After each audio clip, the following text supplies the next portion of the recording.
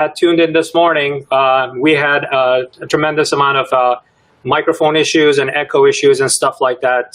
So we're kind of doing a redo, but our questions are going to be even more immersive. So if you even attended this morning's session, this session is going to be even better. So next in the hot seat is Jason. Jason is a production executive.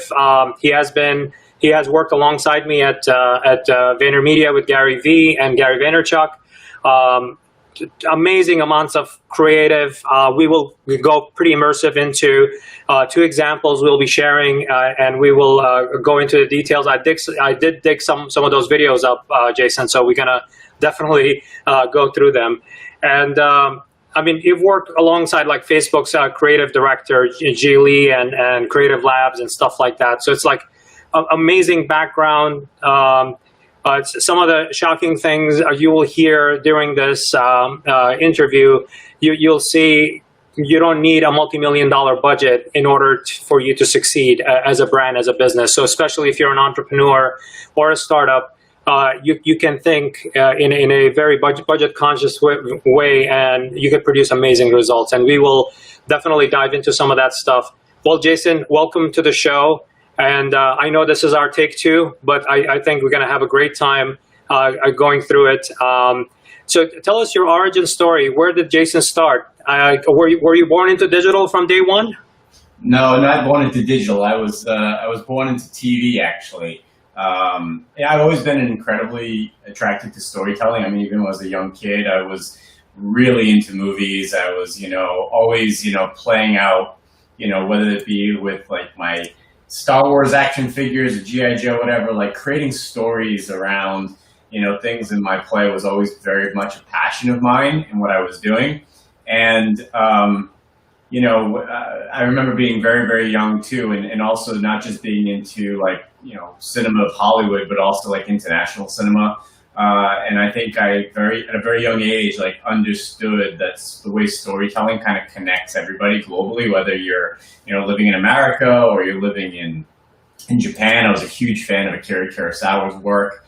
And so, I think at a very young age, I thought not just from the perspective of the medium, but also from the perspective of how to tell stories. And I remember when I was very young, I had my wisdom teeth out, and my mom, asked me like what videos would she want to grab from the video store, because, you laid up in bed for like a couple of days while you're recovering. And I gave her this laundry list of like, some Kurosawa films, some Jean-Luc Godard. I was huge into Ingmar Bergman, and she had no idea like where she was even going to find me. I think that's just been a passion of mine. And that's kind of like what propelled me to go to school. When I first entered college, I went in as like a major in law, and within my first year I kind of did a 180 and was told my parents, no, I'm actually going to go for film and communications with a minor in psychology, and that's what I did. So I went to Hofstra University, graduated from there. I actually was in theater a bit too. We were talking prior to that you were in theater, and I directed like 3 or 4 plays while I was at Hofstra, so that was also really cool. And then moved back home for a few years and didn't really do much of my degree. And then decided very early on, like, I've got to make the move back to New York and do something. And I looked at where the market was for jobs, and reality TV had just become a thing in the mid-2000s. And it was becoming huge. And so, if you know anything about reality TV, it's all made in the edit room. Like, they just film for hours and hours, and, it's on an editorial team to actually make the story, what it is. So I took this editing class, and I got very lucky because the school that I chose had these editor in residences, and Chris Tellison was my professor at the time, and he was editing Capote with Philip Seymour Hoffman at the time. So it was an amazing experience to like learn from him with the time that I had, watching him kind of put the story of this feature film together, and also take this very immersive class that was like really heavily focused on the art of editing, the storytelling, where it came from. We watched a bunch of Sergei Eisenstein films, and kind of dissected them, but also learned the physical applications of how to edit. When I was 18, I directed a feature-length film for the first time, and I did it on 16 millimeter. So, a lot of cutting and pasting, literally. literally cutting and pasting. I mean, I remember having to rent a Moviola machine, and I wheeled that thing. The rental department brought it to my college dorm. It was like a $2,000 rental a month. They literally wheeled it into my dorm, and I literally had room for that in my bed, and that was it. And it was go to class and then come home to my dorm after and literally cut the film, paste it together. But it was an incredible experience because, unlike today where you have digital, like you can make 50 mistakes and it's not going to matter. Back then, you could make mistakes, you could peel the tape off, recut things, redo things, but it was a pain in the ass, and like now it's Command Z, you undo stuff very fast and away you go. So different style, different type of learning, So when I got into this editorial class, it was like a breath of fresh air that editing had transformed so much from when I was in college to Avid and Final Cut. So from there, I got a job as an editor on Miami Ink, which was very serendipitous. It was a great transition. This school helped me get this job. But again, going from a school application to actually having to do it is always challenging. So I kind of took the job not really being ready for the job. And kind of helped me, threw me in the deep end of the pool. And I was the one assistant editor who'd be working till 4 or 5 o'clock in the morning when everybody else is gone, from having shown up at 7 and they leave at 2, at midnight, and I'm still there because I'm learning how to do more stuff. I'm trying to push myself. I'm trying to get, a leg up. And within 6 months, I told my post-production supervisor, I was like, I'm ready to edit a full show. And she thought I was crazy. But I actually had a show. That's what I was doing in the time where I was like outside of working for the requirements I had every single day. Like I put a whole show together and I showed it to her and she was really impressed. But she was like, listen, maybe in 6 months we can have this conversation again. But I was ready to make the next step. So I took on all these other smaller jobs while I was still working there. I did a bunch of NYU short films. I did a feature film for some students in Philadelphia. I did a feature-length documentary for this guy in San Francisco just because I just wanted to keep busy and keep pushing myself. And then got a job at another company at a DIY show. It was a company called City Lights Television, which doesn't even exist anymore. And got a job there as an editor finally, and for whatever reason, they just took a liking to me, and they put me on a couple different shows there as an editor. And one show was this drift racing show that was not real time, but they tried to make it as close to real time as possible. So these events would happen on weekends, and they wanted it to air on Speed Network, which later became Fox, the Thursday after these events were happening. So from an editor's perspective, you got literally 4 days to put a show together. And we're not talking about digital, it's still tape at this time. So you kind of have to be part of the production meetings. And that was my first step into the production world, where I would literally sit in these story meetings where they're putting these stories together about what they're about to shoot. And I was contributing as an editor because I'm like, don't shoot this. If you shoot this, I just have so much footage to go through. I just need this, this, this, and this. So the story producers and the executive producers were seeing like my input and how I was actively trying to like give the production team what they needed. And like, listen, why don't you go in the field with them this weekend? And that you go in the field with them every weekend, and that turned into, why don't you run the whole show? Which is what I ended up doing. So I let go of the showrunner, and I ended up running the show for the last 12 episodes. And we got nominated for a bunch of sports Emmys, became a huge hit show on Fox later. And then still at that time, you're in your 20s, right? Yeah, late 20s at this time. Yeah. Wow. 20s. And so it felt like when I made that move to New York, I think I was in my 26 years of age. Like it feels like those first 3 or 4 years in New York, I lived for 10 years. But it was literally like 3. Like I can't even tell you how much work was coming in. And how much I progressed from knowing nothing about editorial and editing to now I'm actually running a show. It happened within the course of like 3 or 4 years. Wow. And it was pretty incredible. And again, I think it's just because like I always wanted to be a director. I've always wanted to work in the field and shoot. But I knew like I had to get an entry point somewhere. You're not going to walk in and be like the director of a show, And I went in through the world of editing, and I think like it was the biggest and best decision I could have made in my entire life. Because if you know how to tell a good story from an editorial perspective, you can tell a good story as a director, as a producer, as a DP, because you know what you need. You know the key moments in each story that you need to capture in order to make sure that you communicate it in a way that's compelling and engaging. So got very lucky, and from that one job, I ended up working for this company for like 7 or 8 years. I worked across a number of different programs for them. I would go all over the world for Travel Channel. They had a contract with them, so I was doing a ton of stuff where I'd be in the field shooting with a DP and a sound guy, and I'd be doing, now we're in the digital world, so now I'd be doing edits like in Bora Bora. I'd be making my first edits and then sending them to New York. So they had a unicorn in me where like they could send me somewhere, I would shoot something really compelling and interesting, and then send it back to New York where it's like they just got to finish it up and put it on the air and it's ready to go. So I did that for a while. I did a lot of jobs. I worked for VH1, Master of the Mix, did a DJ mixing show where I was in the field directing, and then was lead edit, a bunch of stuff for History Channel, Discovery Channel, and then I got into the world of development. A lot of the shows I worked on the first episode of Chopped ever. I worked in for that, and I'll never forget that. That was almost 2 years in development before it actually went on TV. And I remember shooting. I was not the director. I was editing at the company City Lights that developed the show, and I actually touched it very early on because it morphed from what it was to what it became. And they worked on that show for 2 years, and I mean, different editors jumped on it, changed certain things, added elements to it, reshot some stuff. But I loved that aspect of it. I loved working with a blank slate and trying to like paint the picture of the stories that you want to tell. So I got into development and worked for North South Productions as the director of development for about 2 or 3 years. And my time there was incredible because I really got to understand, how you take something from inception and concept all the way through to a finished product. Whereas I was always in the pieces of production, whether it be, directing, DP sometimes, or editor. Now I was actually meeting network executives, coming up with concepts of shows, filming, test tapes and trying to get, them interested in a show.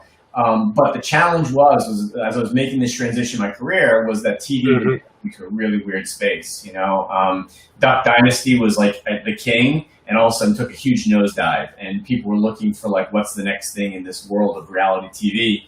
And, they were trying to be Netflix. I mean, a lot of networks still are trying to be Netflix. And, nobody was really willing to take a gamble. So I think I had like something like 10 or 15 shows that were greenlit to go into pilot, which we went through pilot phases for all of them for a variety of different networks. One was A&E, one was AMC, Discovery, Animal Planet, and every single one of them got to pilot, but they never went to show. And I get extremely frustrated because, especially when you're working on something when it's, at the beginning, you put so much of yourself into it creatively, and because I also directed and because I also edited, so now not only am I, adding a ton of creativity from the concepting phase, but I'm seeing this project all the way through. I'm in the field, I'm shooting, I'm then in the edit room, I'm sometimes editing or at least leading the edit. And so it was very difficult to kind of like wrap my head around what to do next, but I knew that television was not going to survive in its current form, and I didn't want to stick around on something that was definitely a sinking ship. So I reached it out in my LinkedIn network and just was like, I think it was a week before Thanksgiving, and I reached out, I was like, listen, I don't want to get out of production, but I need to change for something else. I'm going to move to Hollywood. I had just gotten married. And I'm like, maybe there's some other form of production I need to think about that I wasn't before. Anybody have any options? And the next morning I woke up and had a message from Aaron Bear, who was with me. Aaron Bear, the big beard, or Aaron Bear, the beardless? Which one? He was beardless at the time. Okay. I mean, he grew the thing out all the way. He did. He totally did. But I worked with him at City Lights, actually, and he remembers me, sitting in those edit rooms till 4 o'clock in the morning, and then going home, packing my bag, and getting on a plane and go shoot in Miami.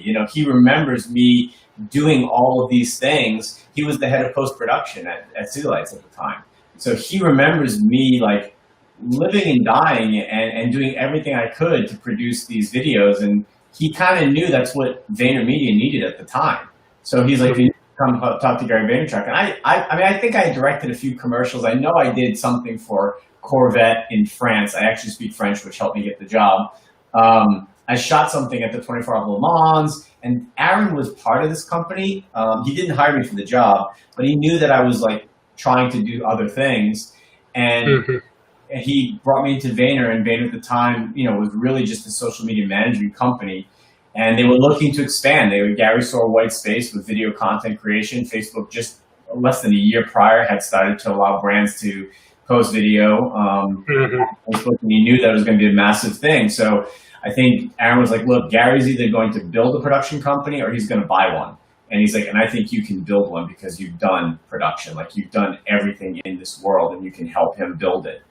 And I took a job as a freelance first with them for a MasterCard shoot. They had just won a MasterCard account, and they were trying to, you know, convince MasterCard that they could do video. It was the end of the year. MasterCard, like some brands from India, had some extra money lying around. They pitched this idea about some small business consumer video. And Aaron's like, listen, we don't know what we're doing, but let's give you X amount of dollars. Just hand us videos at the end of this thing.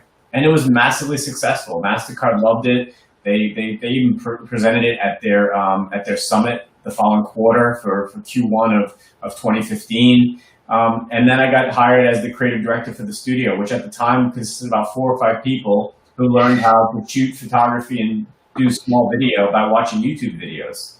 I mean, at that time, there was no Long Island City. I remember it was what was it, Madison Avenue or Park Avenue South? Park Avenue South, I think, was our office back there, right? Not Hudson Yards. It was Park Avenue South. And I'll never forget, the day I walked in, I had just had a phone conversation with Aaron about this MasterCard job, and I was like, okay, I'll take it. So I had never been to the studio. I had never been to the office. And so when we started having conversations about this could potentially be a permanent full-time job, you know, I went in to meet Tina, who was the chief creative director. Yeah, she's the head creative director at the time. And I walked into the office, the office space, and they had 2 floors at the time. This was before they had 3 floors. And I'll never forget, the elevator opens up, and I turn to my right, and there's a windowsill over here, and there is what looked like a faucet for a sink, a window frame up against the window, a marble board that was all kind of like duct taped on the windowsill, and this girl was taking a photograph of it with Quaker oatmeal on it. And I looked through the lens of her camera, because I could see the screen, and it looked like I was literally in a farmhouse. But meanwhile, I'm literally on Park Avenue, and that was the content they were doing. Like, they were doing stuff like that. I remember, I did some jobs very early on. MTV was notorious for doing these one-man band shows like Made and stuff like that, where they would hire just literally one person. Here's your camera, here's your script, here's everything. Go in the field, shoot all the stuff, and we'll see you in a month. And I was up for one of those jobs, and I didn't take it specifically because of that. I was like, I'm not going to do all of this by myself, like permits, everything. But I did do a few jobs with some people who were working in the early days of MTV, and they kind of like brought me in and let me see what was going on at Viacom at the time. What Gary and Vayner was doing back then reminded me exactly what MTV was doing when they started their whole, like, you know, The Real World and Made, and those things were like just becoming big hits. It was literally doing anything and everything within your physical power to actually get it done.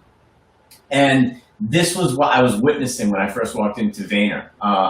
And it was an eye-opener, because I had thought that time had passed, but seeing it now going into the digital world, I was like, of course, this is exactly where these people have gone. This is exactly what this whole medium is at right now. It's at its infancy of being able to tell compelling stories. And it was, you know, it was the best decision of my life to go work for Gary, not just because I was able to grow a team from 5 really dedicated and incredibly great people trying to do the best they could with what they had, but grow those 5 into 60 and build a massive production studio for Gary in Long Island City, and be part of that whole evolution of building this capability where they were doing no video at the time, and now they're winning, you know, award-winning Cannes Lion work. So that was very rewarding for me. But for me personally, it really gave me hope as a creative, because when you come from the world of TV, you're judged by a handful of executives who maybe understand or don't understand what you're trying to accomplish. In the world of digital, you're judged by millions and millions and millions of people who can make or break your career based on how you communicate and connect with them. And you have the ability to do it. Whereas in the world of TV or film, there's so many obstacles you have to overcome in order to actually get to the level of like an incredibly creative person where you're able to allow to do what you want to do. But in the world of digital, that exists all the time. And I learned that early on at Vayner because I got very close to the distribution team. And Jeff Nicholson, who I'm still very good friends with, he became like the guy I just latched onto right away because I started to see that you could, with the proper distribution method, you could, really kind of like connect with millions of people in a way that you can't in any other medium. In a very personal way also. Yeah, exactly. And I think the thing that's been kind of incredible for me is that, as I've left Vayner, and I left Vayner because I built it to the point where I thought Gary wanted it to be, but me being a creative person, I'm not an operations person. And as the company grew, I became more of an operations person for the facility and for my team that I had built, as opposed to being involved with at the very beginning when I was there. I mean, I was in the rooms with like all the creatives. I was in the room with strategy, analytics, distribution, and that was going on for the first 2 or 3 years. I mean, I must have directed about 100 different spots myself. And that became less and less because the company grew into what it is today. And so I met with Gary. I was like, listen, I want to be part of something that allows me to be touching every single part of a brand or a business. And I know that's a big ask, but I think that what I love to do is I love to be able to take a need or an ask from a brand, a client, a business, whatever, and not just deliver for them a product, not just deliver for them a video. And I think a lot of companies, that's what they love to do. It's like, okay, here's your video, and then they get paid for the next video. I like to be partners. And in that partnership, you actually grow and you become more aware of the strengths of the business and what the content you're providing for that business and how it's helping it grow, and seeing that growth and learning from that growth and redefining that growth. So for me, that's what I really wanted to do. So I had been working with a few clients already that I had kind of brought into Vayner.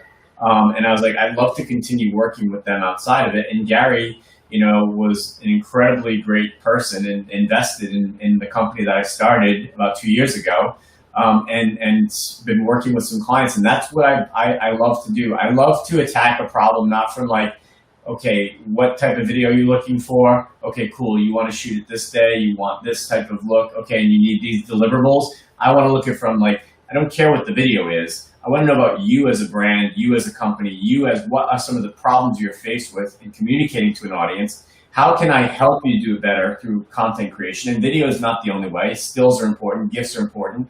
There's other ways to communicate to your audience. And then how can we distribute that in the most creative way possible? Not in the most analytical way possible, the most creative way possible. So we're speaking directly to the people that care about what you want to say. And then how can we learn from that and then reapply it to something else that we're doing, or take more content that we've already created and like reconform it. One of the biggest things that we did at Vayner, which I think is still to this day, I don't see a lot of companies doing, we had run a campaign for Budweiser.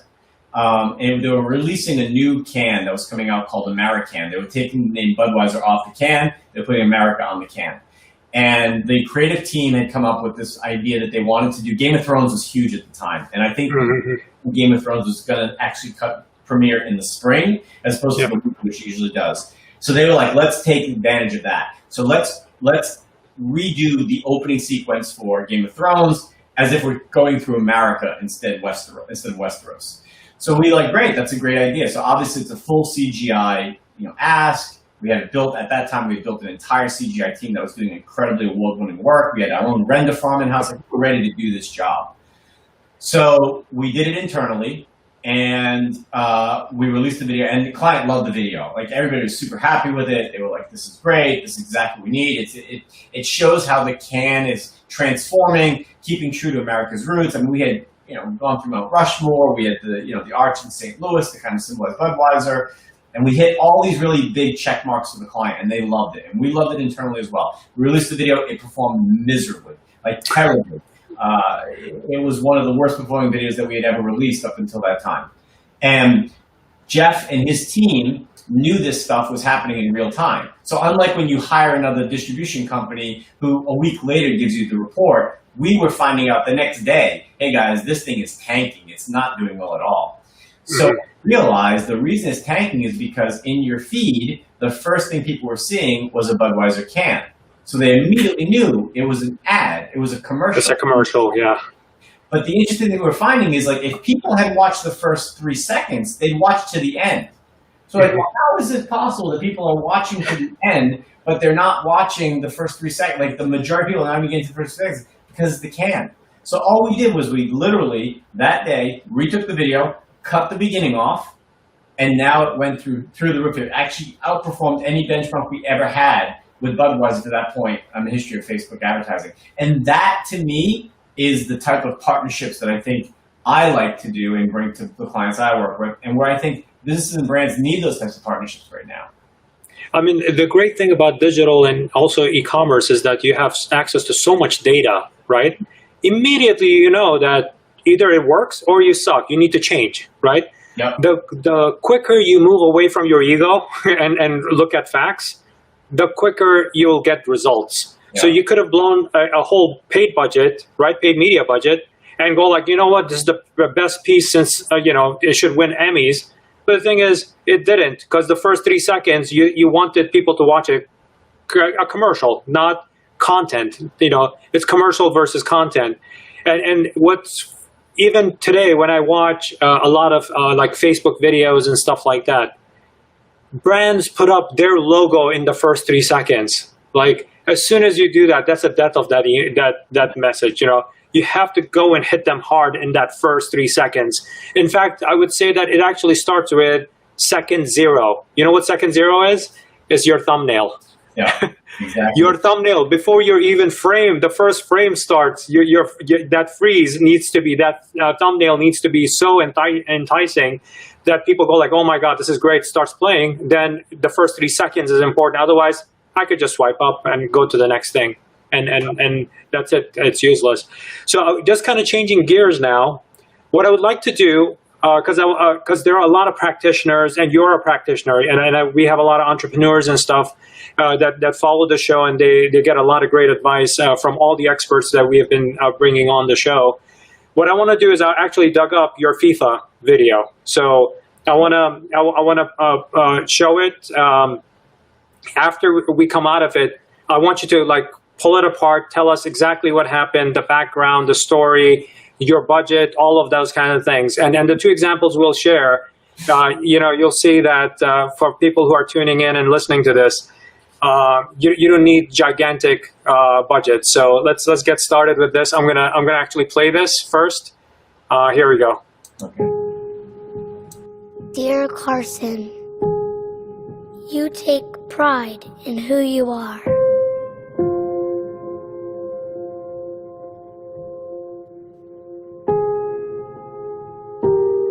When people said that you were different, that you wouldn't be able. Doubters telling you to abandon your dreams. You never wanted attention, to be a disability, to be special. I'm sure it wasn't easy for you. No hero to look up to. Not like me.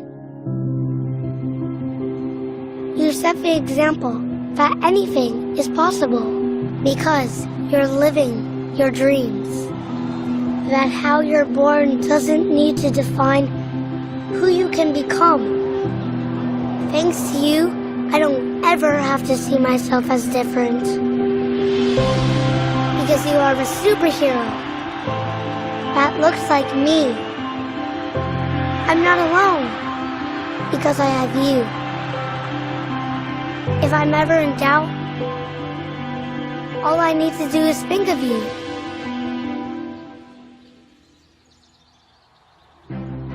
People cheering for Carson Pickett. Left back for the Orlando Pride. Not Carson, the girl with one hand. On the field, no one sees you as different. Thank you for defending those who are defined as different. For not allowing your physical challenges to get in the way of living your dreams. But most important, for all the love you have shown me and my family. Sharing the stories of your struggles growing up has empowered Mom and Dad. Thank you for teaching me that what people call a disability is actually my strength, my superpower, pushing me to change the way people see who I am, who you are, who we are. One arm will never hold me back. One arm can reach for the stars. And best of all, one arm gives the best hugs.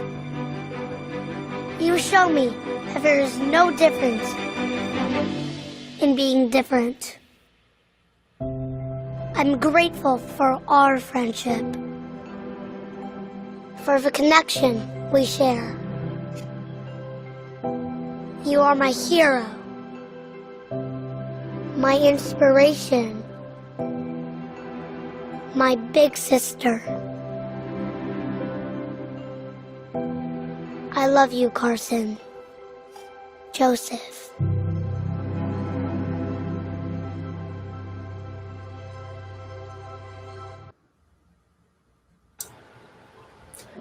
Well, Jason, Yeah. No, what do you think? it's emotional. I have a 1.5-year-old son, so like when I met Joseph for the first time, he's such a good boy, you know, like he's such an he's a great kid, you know, like when I met him, he doesn't know he has a disability. He doesn't think he's different. And a lot of that has to do with Carson, you know, a lot of that has to do with how she has, you know, taken him under her arm, so to speak.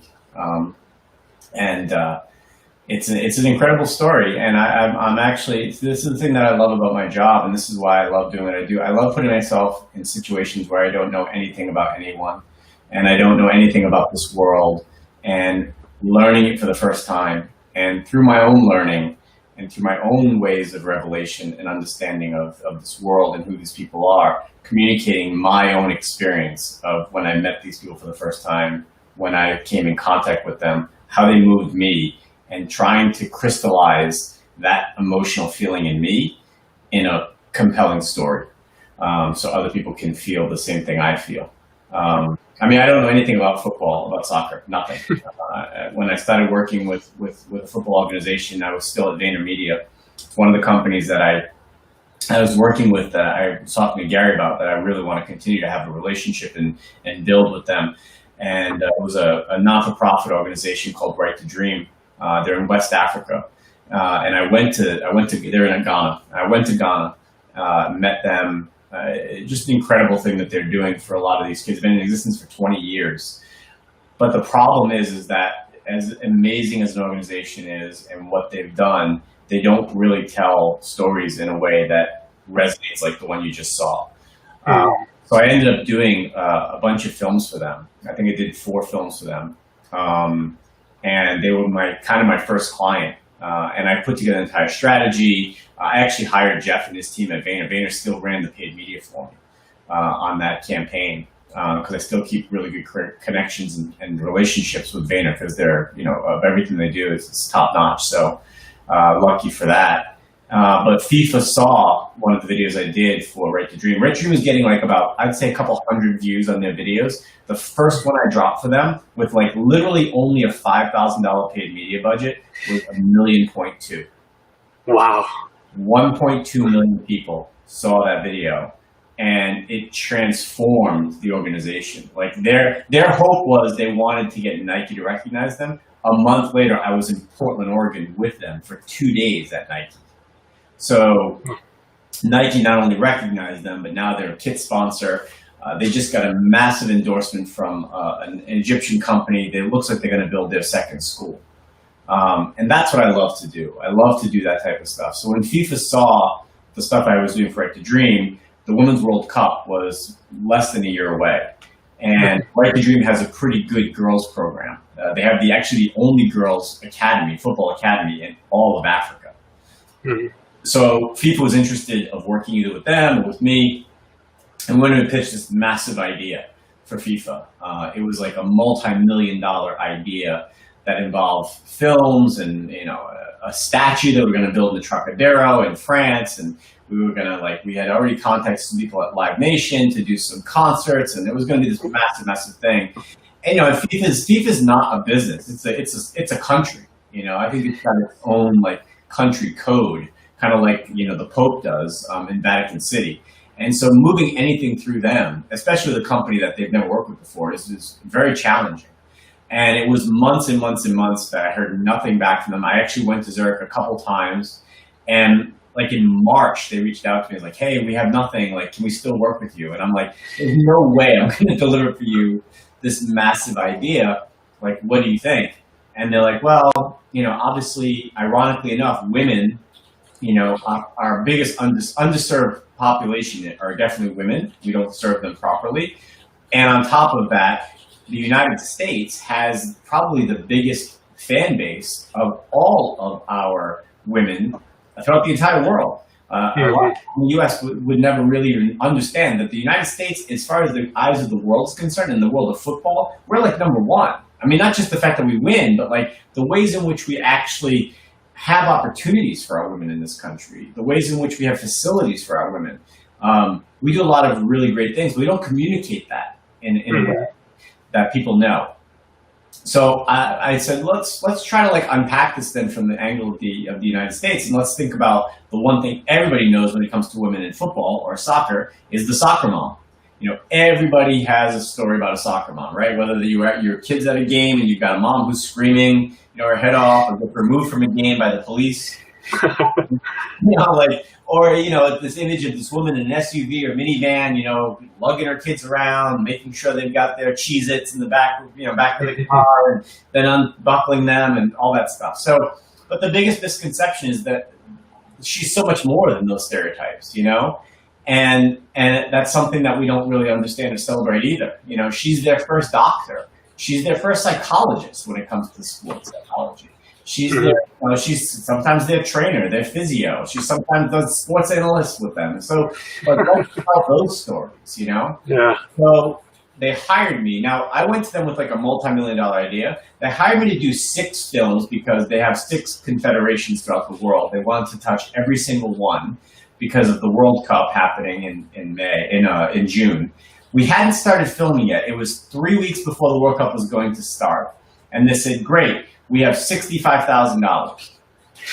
I was like, per film? That's not bad. No, for all 6 of them. That's awesome.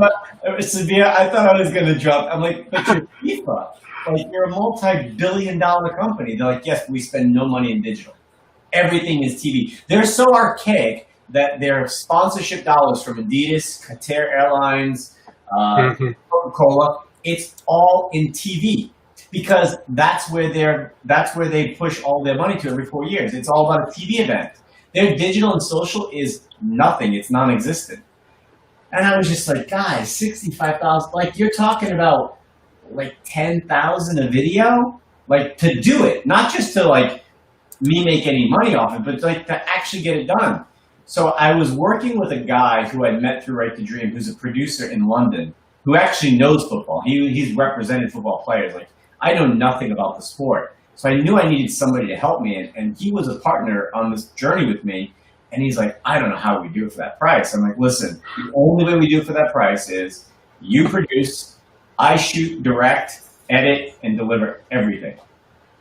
And he's like, yes, but the problem is that they want 6 confederations. You don't speak 6 different languages. You're going to have to do stuff in Portuguese. You're going to have to do stuff in Korean. I'm like, I know. And that's what we did. So I literally, at the time, I didn't have any film equipment because I had bought stuff years and years before. I sold it all when I got the job at Dana. I'm like, I need to buy equipment. I need to buy all my film equipment that I'm going to need, and you and I are literally going to travel all over the world and shoot these films. And that's what we're doing. So he and I went to Brazil, and our first one was in Brazil. Didn't speak Portuguese. Thankfully, this woman had a niece who spoke English, so she translated everything for us. About a mom who had adopted a child at birth who was blind, and then later was found out to have dyslexia and other learning disabilities. And her story was that she loved Palmeiras. She was like born a Palmeiras fan. Her father took her to games, and she wanted to do the same thing to her son. So they would go to the games because she was a season ticket holder, but she would put the headphones on him so he could listen to the game on the radio. But very early on, he kept taking the headphones off because he was at the game. You could feel the fans like screaming and cheering when they scored a goal, and he wanted that experience. He didn't want a canned. It's the energy too. It's not just the noise. It's the whole vibe you feel, with the drums and all of that stuff, Totally. So he took him off, but she had no choice. She started narrating games for him. And a very small paper in Sao Paulo did a story about her, and I found it on Google, and that became our first film that we did. And the editing of it was crazy because she speaks Portuguese. I don't speak Portuguese. So what I did was I strung out the entire interview that we did with her, and I sent it to a transcription service. And on paper, I literally highlighted the words in English and then found the words in Portuguese that was similar. And I basically made her say what I needed her to say for the whole story in order to get it done.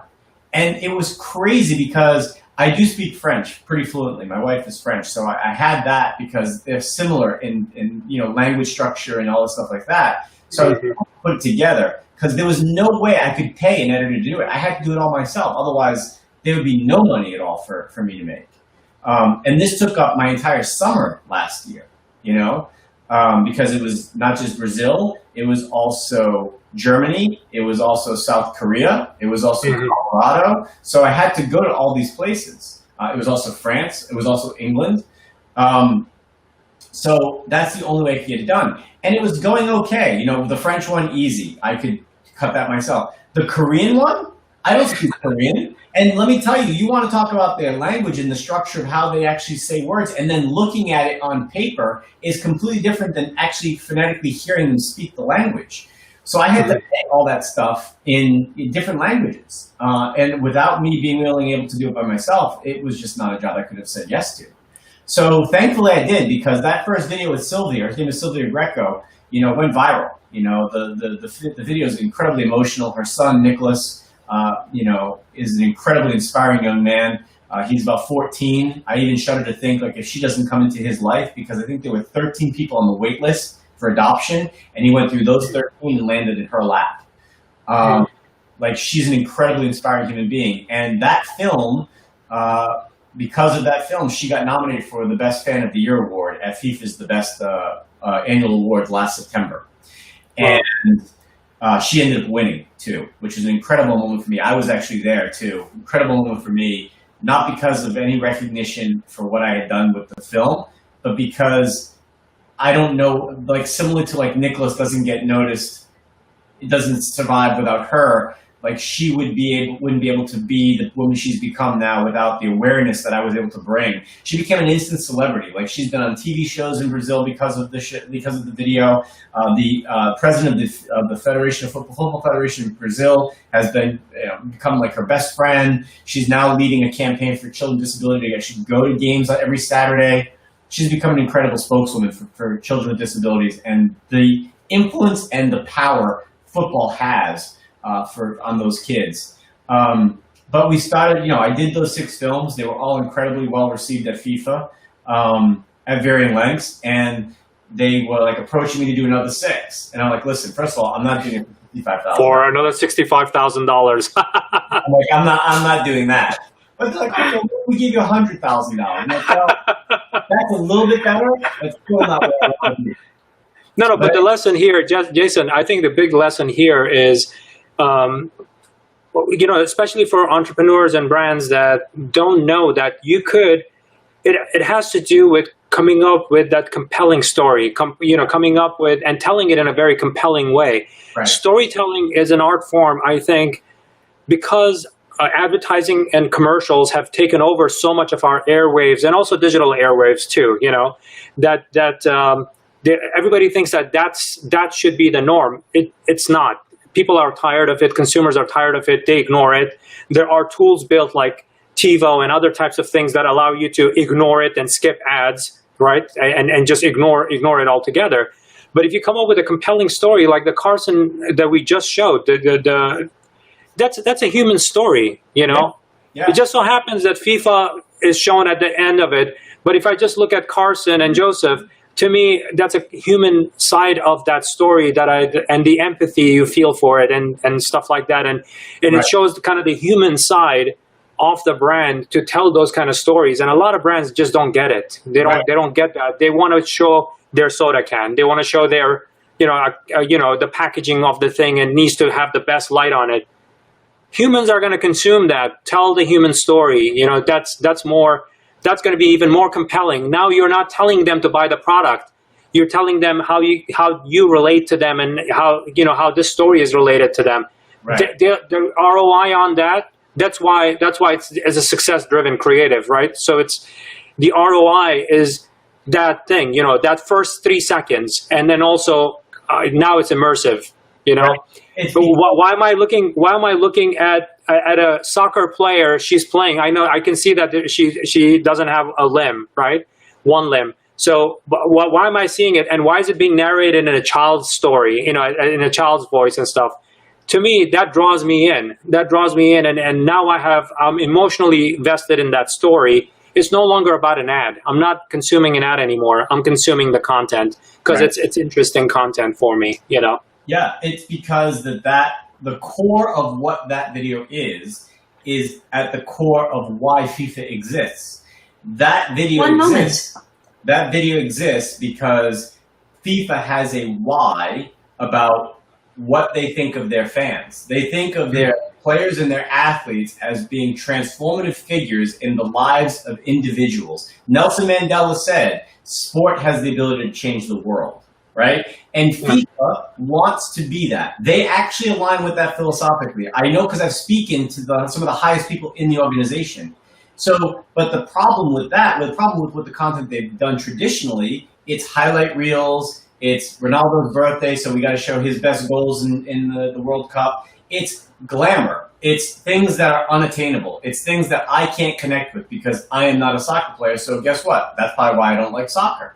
But when I can connect with the human story, when I can put myself in that person's shoes, when I can say I have a 1.5-year-old son that reminds me of Joseph, and what would I be as a parent living that situation where my child is born without a limb through no fault of his own or mine, but yet he has a figure in his life that is actually performing at the highest level possible. Don't think Carson just stepped on the pitch and she was great. She had her own troubles growing up as a child as well. I met 2 of them when I was actually at the Best Awards, and she was there, and so was Carson. FIFA had invited both of them because they had done their fin bump, the where she bumps, right? So they did that, and he posted on his social media thing, and it went viral, and FIFA saw it. So they invited them to Best Awards. I met both of them there, and that's when I was like, we got to tell this story. And so when you kind of like understand as a brand or a business, your purpose or your why, and you tell stories that are connected to that, when I'm done watching it and I see your logo come up, guess what I'm going to feel? The purpose and the reason why you exist in the first place, why you are an organization, what is your purpose for communicating to your audience? And the challenge is that social media, all they care about is that type of storytelling. You right now have the power to consume or not consume something. You're not to a television set where at the 2-minute mark or 5-minute mark, there's a commercial break. And if you want to get past this break, you now have to come on the other side of it and finish the content. You know, that's how advertising started so many years ago. It was like newspapers was where we had our first foray into the world of advertising. And historically, when they first came out, advertising was on the back end of the paper, right? So there it was, you read your entire paper, and there were the ads at the end. And very early on, I mean, Benjamin Franklin's one of the first people to own one of the major newspapers here in the United States. Very early on, they realized if we want people to actually engage or see the ads, we've got to interrupt the viewers' consumption of what we're putting out. So that's why now you go from page 1 to page 5 to finish the story. And from getting from 1 to 5, you're given 4 or 5 different ads. And television became the king of that medium. And they became ways in which they interrupted programming to serve you an ad. And so when you're now talking about social media, Facebook, Instagram, where you are the actual controller of how content is delivered to you, you can choose to opt in or opt out. Interruption now becomes an annoyance, and that annoyance can actually push you away from consuming a brand's message. But if that brand is smart and they make content that actually gets back to their why, and their core audience believes in the same why or the same purpose as they do, they're going to want to watch that content, and at the very end, they're going to connect with you in a way, you know. So let me jump to now. The next video, right? Now this one had a gigantic cast. It had a gigantic budget, gigantic production team. So I'm just warning all the viewers before I show it that just know that that we will cover this also. So this one is not for the faint of heart, you know. So let me play this one.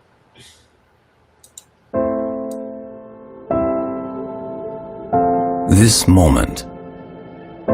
This instant, this first drop, is rooted in something deep. If you want something extraordinary, something that has never been done before,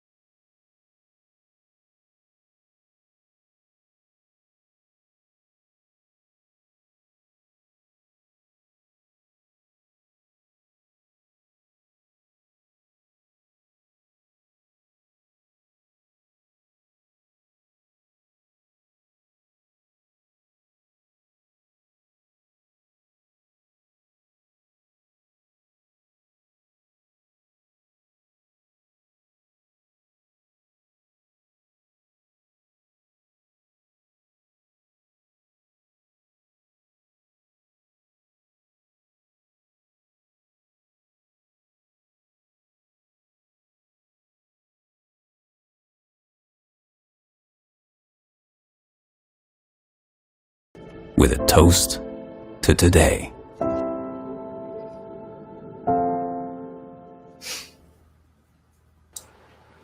Well, drum roll. What was the budget? $5,000. I think we actually came in under budget too. I laughed so hard at one point because there's a moment where the delivery guy, obviously everything is told in reverse, so we shot it forward and then just kind of reversed in the edit. But there's a moment where the delivery guy kind of goes in and puts the the Don Julio case in the car. Oh my God, I got a great story about that too. So he puts it in the truck, and then now with the worker, and he's holding the box, and he's walking backwards, and the door opens to the place. And I was down there, so it was just me and a DP, a director of photography, that went down and shot the entire thing. We went to Mexico. But there's a moment where the box is walking backwards, and you still can physically see the box, and it's really well lit. Well, the reason why you can see the box is because I've got a flashlight, and I'm following him with a flashlight like this as he's going, so we don't lose light, because it was really dark in that space. We didn't have enough lights to actually just hit the box, because it was either we light everything and now everything looks like really bright, which didn't look really that great. But we're like, how can we just keep the box lit? Because otherwise you're never going to know that it's the same box from the delivery guy. And we're like, okay, I literally had a flashlight as the DP was walking with him, and I literally just followed him with the flashlight like that. The box, and then how big? the box is a great story. Really quick. So Sure. I had to bring that box with me to Mexico, right? So not only do I have to think about all of the equipment, all of the gear, everything else, but I got to think about that box. And of course, so one of the things that we also got lucky was there was a big Budweiser shoot going on, and I was able to piggyback on the back of that shoot to get some of those shots of the bar. We were able to do that. But I left the box with that production company. It was Fan Productions that was doing it. But that whole team that we assembled, I left the box with them to take care of it and pack it with all of my equipment. And of course, we get there, we get to the airport, we're checking everything in, the box is not there. So it's not a case where like I can just be sure that I'm in Mexico in the middle of nowhere, that I'm going to be able to find the exact same Don Julio box. So I called the producer at 5 o'clock in the morning who was on the previous shoot, and I'm like, listen, you got to literally get out of bed right now. You need to go to VaynerMedia and you need to get this box for me. And he did, but when he's exhausted. He was on a shoot the whole day before. I get it. So he gets upstairs, he finds the box, he puts the box on the top of his car, and without even realizing, gets in his car and drives off with the box still on top of his car. Oh. The box goes flying, gets smashed, destroyed.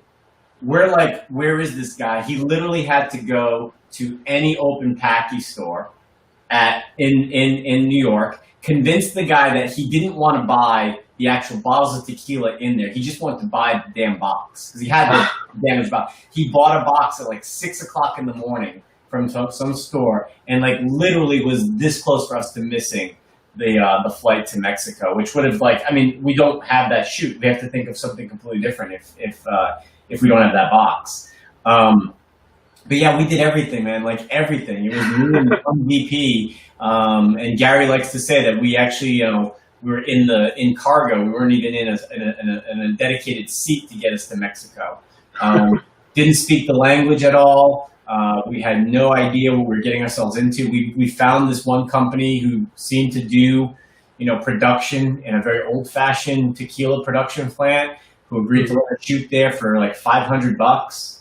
He gave us all his staff, the people that you see that actually work there. I communicated to them what I wanted to do based on showing them what I wanted to do. So we didn't speak the language together, but it didn't really matter.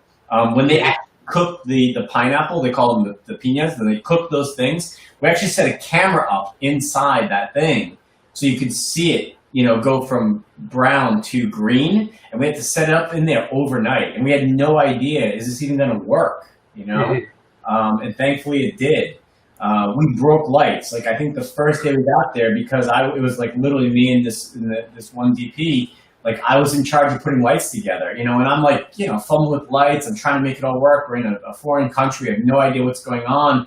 And our best light that we used for a lot of those big scenes where you saw that sun out the window, that got smashed after the first day. Well, was that real sun or something else? No, it was just the big 750K light that we put outside. And I smashed it, bringing it back in. And it devastated us because we were getting such great stuff with that one light. Now we had to make, we tried to go to a Home Depot there or whatever and try to see if we could get something similar. We couldn't, obviously.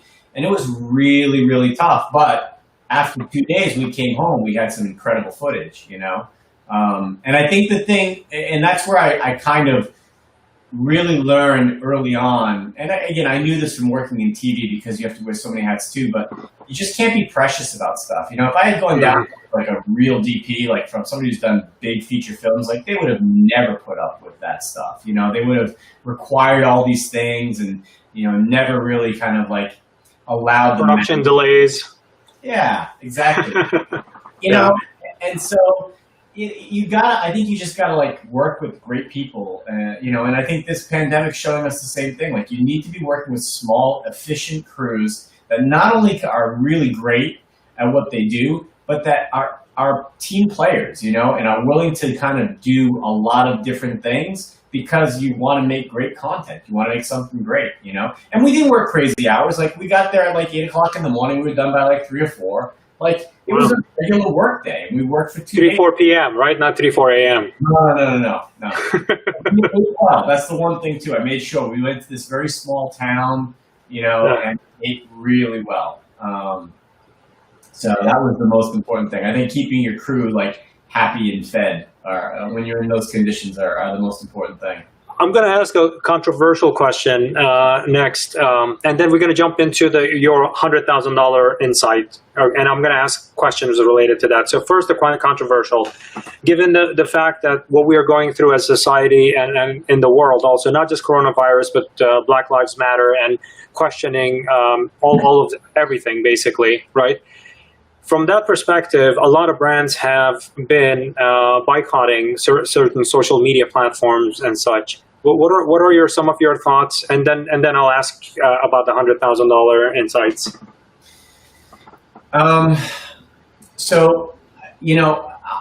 I think when this began, like when COVID began and we went on lockdown, I think it changed everything. I was speaking to brands who, had planned out their entire Q1 and Q2 of this year, had content produced, ready to go, spend hundreds of thousands of dollars on content creation, and had to change. And the reason they had to change was not because they didn't want to say what they had created in their content. It's because they didn't want to come off as being tone deaf to what was happening in the situation. I think the one thing that has been amazing to see, and I hope continues beyond this, and I think it's the thing that Gary was always trying to get brands to really recognize and be aware of, is how you communicate to your core audience needs to be every single day. And you can't be planning out this, massive commercial or campaign that you're going to run on a digital platform and not have your pulse on what's happening every single day. Your content needs to be relative. It needs to be timely. I mean, at the beginning of the coronavirus pandemic, or in lockdown, you saw a lot of advertising come out that had to do a lot specifically with, like, we're here for you, this is tough times, like, we can help, like, know that we're in this together. Yep. And then 2 months into it, it transitioned into these funnier commercials about everybody having to work at home, and Coors Light did this great ad about, how you can actually on a Zoom call do a wallpaper of yourself and then step away and maybe people think you're still there and you go have a Coors Light, like, while your meeting's still going on, because that's where we are right now. Everybody's on Zoom and it's Zoom fatigue. To like funny advertisements about AT&T and their abilities to keep kids connected while they're working from home, and they did this really fun thing about, now the new, Yale University is actually somebody's brownstone here in Brooklyn. So if anything, I really hope that this time is showing that you have to be more creative and more aligned with where we are in the world in order to create great content. As far as like where we are from a perspective of platform and distribution, I've always been very skeptical of brands who think they need to create their strategy or their content designed for any one given platform. And I do believe that over the past 3 or 4 years, as some of these bigger, more archaic brands have bought into media and really, now digital ad spending is surpassing television, pretty handily now, but it was not that way when I got to Vayner. I mean, it was like literally 10% of their budgets was in digital. And it's come a long way in a very short period of time. But these bigger brands, I think they have to understand that, platforms should not dictate how you want to communicate to your audience. And I think the biggest thing that this boycott is showing is that, to get back to like how we consume content and how advertising has been traditionally kind of handed down from platform to platform, is this method of interruption. So you as a brand are living in a world of uncertainty when you're advertising on social and digital media platforms. Television, I want to buy time around Seinfeld. I want to buy time around, the Jimmy Kimmel Show. I want to buy time around 60 Minutes. The content that is going to come before and after the ads that you're actually, you're serving to your audience. So you can align your brand voice and even the content you're creating around that programming. When you're coming from a digital social perspective, like, it's all based on algorithms, and you don't know from a consumer, from a brand's perspective, if that consumer that's now engaged with your content in their news feed or in their feed from somebody that they accepted a friend from years ago, just said something that was like inappropriate or not sensitive to the current situation that we're under, or political, or misinformation. That's happening a lot. I read today that there's like misinformation on coronavirus is like 750,000 pieces of content were like removed over Facebook over the past couple of months. Okay? So, from a brand perspective, if you're being served up in that feed, and it's my feed, and I had this guy accepted, years ago as a friend, he said something that really was offensive, and I'm unfriending him right away, and I'm emotional about it, and I have a visceral reaction to it, and the next thing I'm served up is your piece of your ad. Yeah, I'm bringing some of that to your ad. I'm bringing some of that animosity, some of that hatred, some of that negative energy to your advertising. And that leaves advertisers and brands and businesses in a very vulnerable situation when you don't have control. So I think that it's not a bad thing for the brands to do this, but my hope is that it's not doing it to just prove lip service, to be like, see, we're good people too. We believe in Black Lives Matter. Like, it's just kind of like window dressing. And they're not taking this moment to really look deeper inside themselves and understand how to be more creative in the ways in which they communicate with people and their consumers. Like finding maybe publishers. Maybe publishers becomes a big thing again because they can feel confident that that publisher aligns with their why. You getting back to that why, finding why and aligning yourselves with them.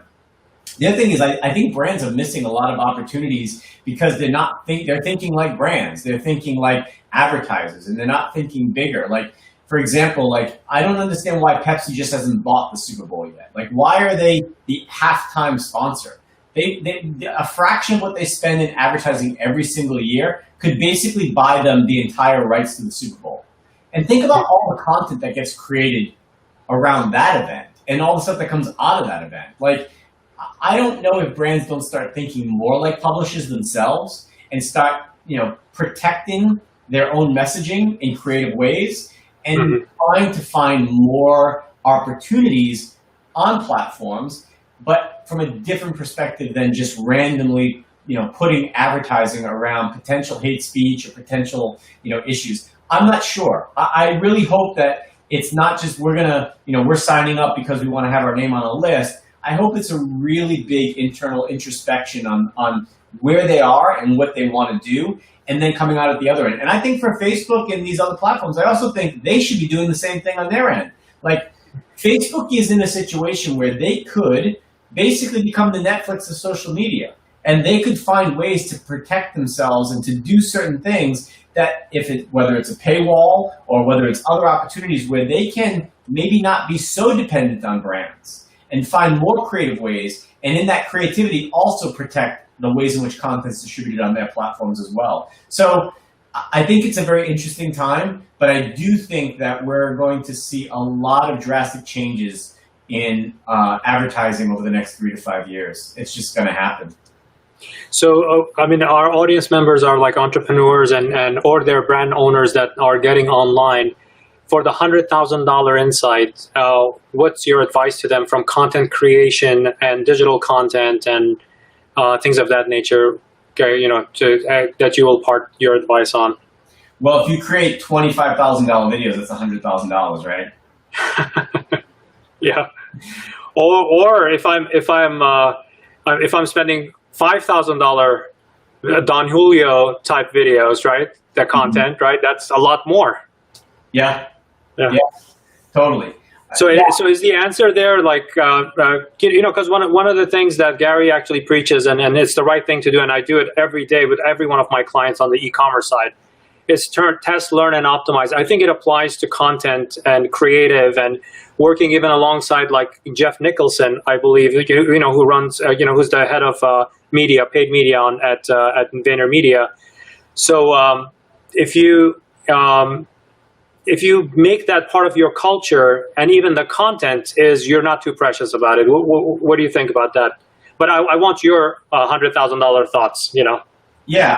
Look, I think we are getting to the point of media oversaturation in some respects. So I want to be aware of that as well. And I also do think that at some point, just saying something just because you want to be in someone's newsfeed every single day is probably not the right approach either. However, I do also think that people put a lot of stock in the one video that is going to make them, get recognized and seen. And I think putting that one egg in that basket is also a massive mistake. So what I think needs to happen is I think you need to find ways in which to communicate to the widest audience possible, but to the audience that actually cares about what you're saying. Very often, I work with a lot of brands who tell me who their demographic is, right? So they know exactly who they want to target. And I'd say to them, but you know that based on what history and it's just, women buy this product, so we're just going to target women. And I'm like, well, and it's funny because I've run some of my own paid media for some clients over the past couple of years. And one of the things you have to select from paid media very early on is like women, men. You can select both, but usually brands want you to select one. And I think there are missed opportunities when it comes to understanding your audience. So that's why I think when you're creating content, try to find a way to diversify it in a way where if you're shooting something, and we've done this, I did this for Johnson & Johnson, massive campaign for Petite Planet, brand new product they were coming out with. It was a pretty sizable budget, but they got 235 pieces of content from this one shoot. And what we did it was an international campaign, so they had to make sure that they were reaching an African audience, an Asian audience, a Nordic audience, not European, Nordic, very, very different market, and a South American market. So obviously you have, first of all, different women, different babies. You have different ways in which women interact with babies, because how moms put babies to bed in Asia is not the same as how they put babies to bed in the Nordic regions. Temperature, also another big thing. So we rented a pretty massive house, and we had like a pretty big setup where we had stations where you could actually go, and each station was going to like have a look and feel of an Asian household. One station was going to have a look and feel of an African household. And so we did that in a way where we could then test and learn different pieces of content across different regions. And I think having that mentality, knowing that you can swap in and swap out talent, if you're trying to define who your brand is or what you're trying to say, can also help as well. So, and that's the thing too, everybody wants to make it seem like things are very expensive, and they can be. When you start building massive teams at an agency or production level, things get very, very expensive. But there are also very creative, interesting ways to find things to do things on it incredibly cheap. You are a brand. You have fans of your product. Who would not want to be in a commercial for your brand if they love your product? Like, there's a free talent right there. Then you just need a creative lens to kind of look at that situation and why that person loves your product, and let them be your advocate for you.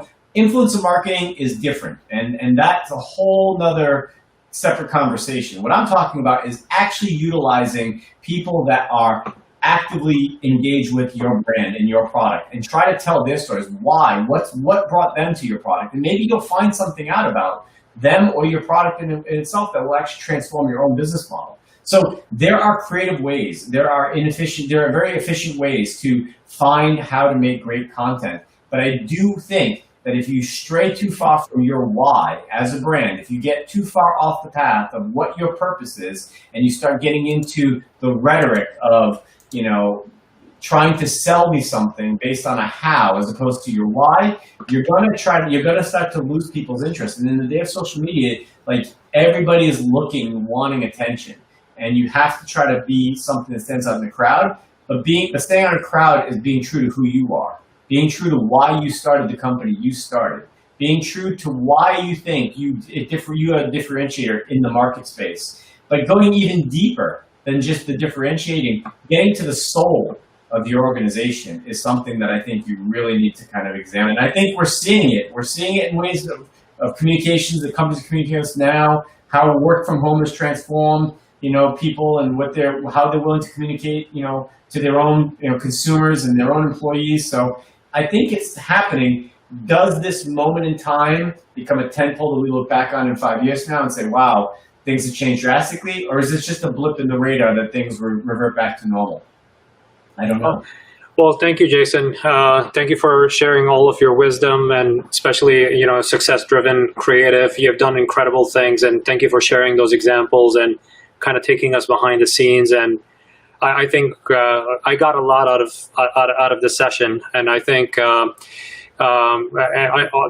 viewers, whether they listen to it on a podcast or view the YouTube video or read the article, I think they're going to get a lot of value from it. So thank you for being part of the show, and really appreciate you being a guest here. Thanks. Thanks, Sabir. Appreciate it. Have a great day. Oh, you